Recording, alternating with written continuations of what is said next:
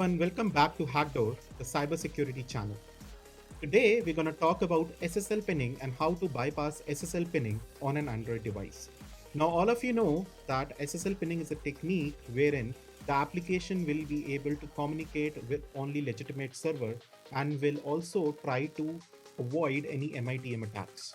But bypassing SSL pinning can happen quite easily because the techniques implemented by the developers are quite outdated sometimes and easy to predict. Therefore, to bypass SSL pinning, we'll use our favorite tool, Frida, and try to bypass this at runtime. Now, before that, let's see an SSL pinned app and how it works. So this is a ShipFast app by AppRoof, so shout out to them. Now, this application has a login functionality to auth 0. Now, I've already signed up, so I'm going to log in. And here you can see it basically gives me all the shipment details. Now, in order to turn on I'm available, it says there's an exception and the pin verification failed. Now, this is because I have multiple certificates installed on my device and this device is also rooted. Okay, so it's basically saying that the pin verification has failed, which basically means there's an SSL pinning in action here. So we'll quickly dismiss this and close the application altogether. Now the first thing we need to do is to start running our Frida server. Okay, so Frida server is already installed on this mobile device. You can feel free to watch another video where I have given an entire description of how you can set up Frida and do a quick smoke test to ensure the Frida server is running fine. So for this device, the Frida server is up and running. So I'm just going to run that. So you can see the address is already in use because I was using Frida server previously also, but this doesn't hamper anything. And now I'm going to use a Frida script to respawn this activity. Now this simple Frida command basically calls a script from CodeShare by the author Sawdust. And this is a universal Android SSL pinning bypassing script.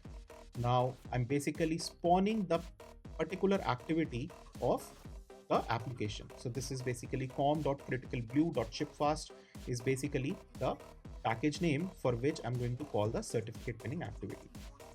Now let's quickly execute this script.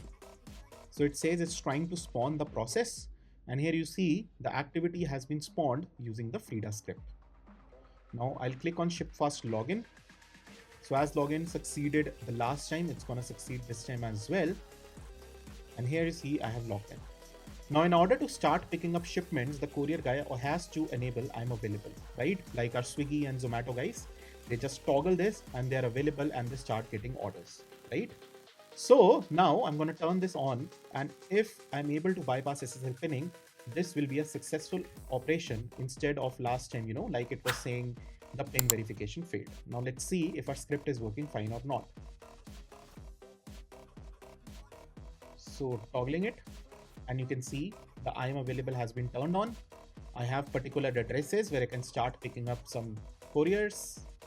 And once I click on collect, you can see the shipment has been updated as collected. And now once I have delivered, I'll click on deliver. So now you can see the same app has started working. Now this is how a person has made around $11. So guys, this is basically how you bypass SSL pinning at runtime using Frida scripts. Now there are a lot of Frida scripts out there that you can use.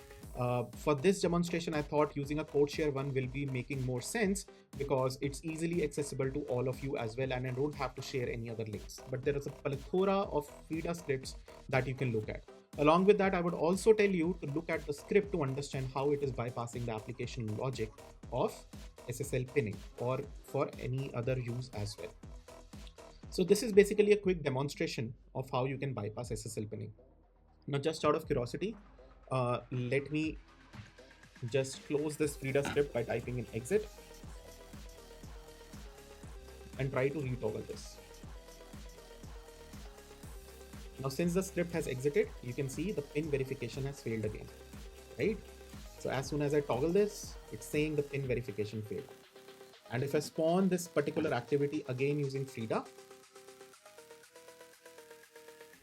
start to login.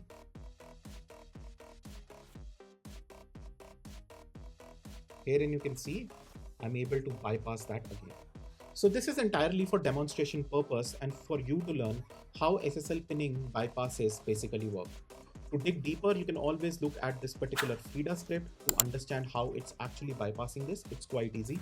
I'll try to come up with a video on that also as soon as possible. So do let me know the feedback on this video if you liked it. Do make sure you subscribe to the channel and also hit that like button. It really motivates me to make more such videos for you. So thank you for watching this video and I hope to see you in the next video very soon. Thank you guys.